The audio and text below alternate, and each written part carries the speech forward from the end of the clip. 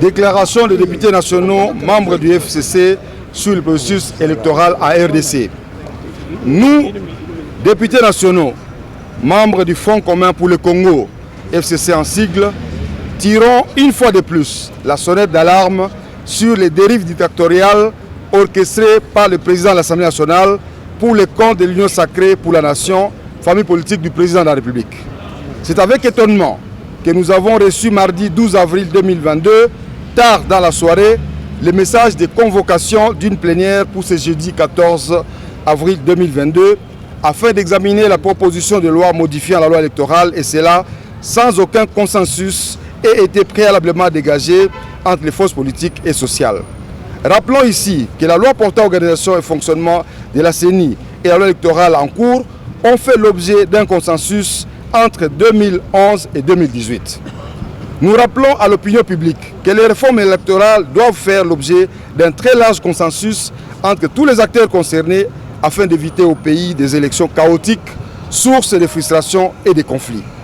Il sied de rafraîchir la mémoire de la population congolaise et de la communauté internationale que l'actuel régime s'est illustré par la violation intentionnelle de la Constitution et des lois de la République, ceci en vue de préparer la tricherie aux élections de décembre 2023.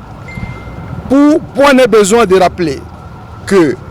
le renversement en plein mandat de la majorité parlementaire issue des urnes par la corruption et à l'aide des intimidations de dissolution de l'Assemblée nationale au motif fallacieux que le régime était bloqué par le FCC. Heureusement que depuis lors, les Congolais ont fini par comprendre qu'il s'agissait plutôt de l'incompétence des nouveaux dirigeants,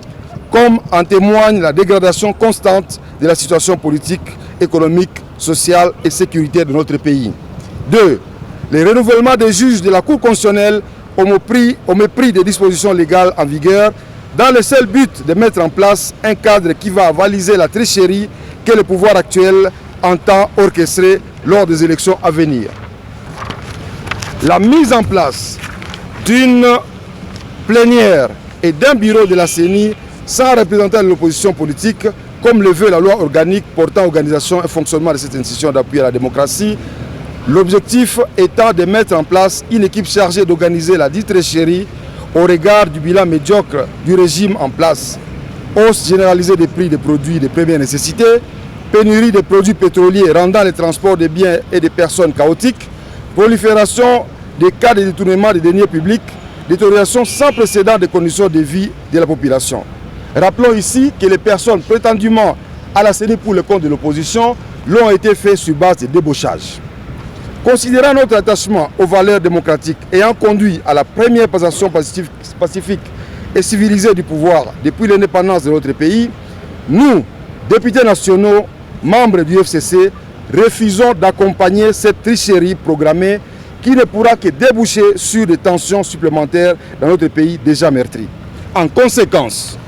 nous exigeons une Cour constitutionnelle conforme à la Constitution et aux lois pertinentes, une CENI recomposée et comprenant les représentants légitimes de l'opposition, ainsi qu'une loi électorale dont les grandes lignes auront été discutées préalablement et en dehors du Parlement entre les différentes parties prenantes en dehors du Parlement qui est devenu une caisse de résonance pour le pouvoir. Nous nous abstenons de participer à l'examen de la proposition de loi portant révision de la loi électorale qui commence ce jour au sein d'une Assemblée nationale qui, sous ce régime dictatorial, est devenue une simple caisse de résonance de la volonté du président de la République et de son gouvernement. Nous invitons les organisations citoyennes, les forces politiques et la société civile dans toute sa diversité, œuvrant pour les élections transparentes, crédibles, démocratiques et apaisées, ainsi que la population congolaise dans son ensemble, à s'élever comme un seul homme en vue de barrer la route aux jouisseurs sans vision qui animent actuellement les institutions politiques de notre pays, et leur demandons d'identifier les députés nationaux qui prendront part à cette mascarade ou cette messe noire contre notre pays afin de les réserver des sanctions exemplaires au prochain scrutin qui pointe à l'horizon et pour lesquels nous n'accepterons aucun glissement. En le faisant, il rendrait service à la nation pour laquelle le sang de nos martyrs a coulé et nos enfants engagés sous les drapeaux continuent de tomber sous les champs d'honneur. Présentons nos condoléances aux familles de ceux qui perdent leur vie, victimes civiles et militaires, dans l'ensemble du pays et compatissons à leur souffrance. Que vive la République démocratique du Congo, que vive le Fonds commun pour le Congo, les députés nationaux membres du FCC, liste en annexe. Je dis et je vous remercie. Merci.